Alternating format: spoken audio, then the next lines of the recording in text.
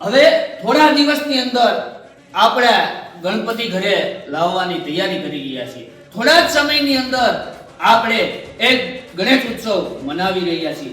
ત્યારે હું એક વસ્તુ કહેવા આવ્યો છું કે આપણે ગણપતિની અંદર ગણપતિ દાદાને બેસાડવા માટે જ્યારે ડૂમ બનાવતા હોઈએ છીએ ત્યારે ઘણા વિચારો કરતા હોય છે, શું ડેકોરેશન કરશું, શું કરશું. તો તેના માટે અમે એક બહુ સરસ મજાની થીમ લાવ્યા છીએ.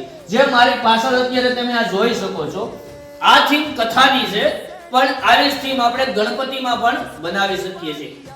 એવી કે નાની નાની ઘરની અંદર જો તમે ગણપતિ મૂકતા હોય તો નાની થીમ પણ બનાવીએ છીએ. શેરી મહોલ્લા સોસાયટીની અંદર જો બનાવતો હોય તો મોટા ડૂમની અંદર બનાવીએ છીએ. પણ પહેલા પણ તો આ થીમની એક એવી ખાસિયત છે જે તમને આ વિડીયોના માધ્યમ દ્વારા બતાવું કે આ વરસાદની પણ કંઈ થતું નથી અને તડકાનું પણ કંઈ થતું નથી.